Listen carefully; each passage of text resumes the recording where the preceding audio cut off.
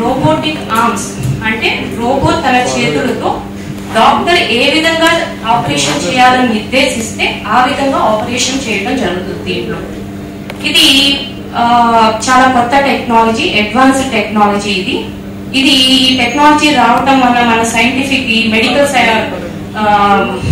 Field లో ఒక కొత్త రెవల్యూషన్ లాంటిది రోబోటిక్ టెక్నాలజీ. దీని వలన చాలా అడ్వాంటేజెస్ ఉన్నాయి.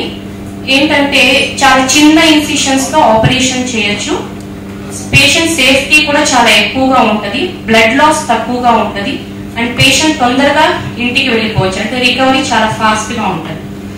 ఇది లాప్రోస్కోపీ మీద చాలా అడ్వాంటేజెస్ ఉన్నాయి దీనికి. ఏ విధంగా అంటే దీంట్లో 3D ఇమేజ్ ఉంటుంది. లాప్రోస్కోపీలో మనం చూసుకుంటే కనుక ఓన్లీ 2D ఇమేజ్ ఉంటుంది, దీంట్లో 3D ఇమేజ్ ఉంటుంది.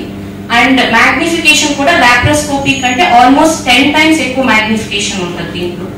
సో అందువలన ఇది లాప్రోస్కోపీ కంటే ఎక్కువ అడ్వాంటేజెస్. అదే విధంగా ఆర్మ్ మూమెంట్స్ చూసుకుంటే కనుక మనం లాప్రోస్కోపీలో ముందుకి వెనక్కి లేదా పక్కకి వెళ్ళగలం, కానీ దీంట్లో ఉన్న ఎండోరిస్ట్ ఆర్మ్స్ వలన మనం ఆల్మోస్ట్ హ్యూమన్ హ్యాండ్ రిస్ట్ కనుక ఏ విధంగా రొటేట్ అవుతుందో అంతకంటే ఇంకా ఎక్కువ డిగ్రీ ఆఫ్ ఫ్రీడమ్ మూవ్మెంట్ ఉంటుంది దీంట్లో.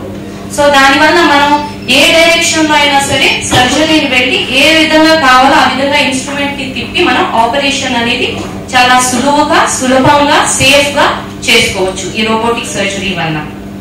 మనం చూసుకుంటే లాప్రోస్కోపీ ఒక 15-20 years క్రితం వచ్చినప్పుడు చాలా రెసిస్టెన్స్ ఉంది, ఇది అంత మంచిది కాదు, దీని వల్ల చాలా కాంప్లికేషన్స్ ఉంటాయి అని ఫస్ట్ లో చాలా మంది అనుకోవడం జరిగింది. బట్ ఇప్పుడు మనం చూసుకుంటే కనుక ప్రతి ఒక్కళ్ళు కూడా లాప్రోస్కోపీనే కావాలి, మాకు ఫాస్ట్ రికవరీ కావాలి.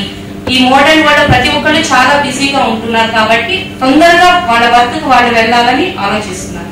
సో ఇప్పుడు అందరూ కూడా లాప్రోస్కోపీనే కావాలని ఆలోచిస్తున్నారు. సో అదే విధంగా ఇది మనం తీసుకుంటే కనుక లాప్రోస్కోపీ కంటే నెక్స్ట్ అడ్వాన్స్డ్ టెక్నాలజీ, ఇది next generation of minimal invasive surgery కింద మనం తీసుకోవచ్చు రోబోటిక్ టెక్నాలజీ.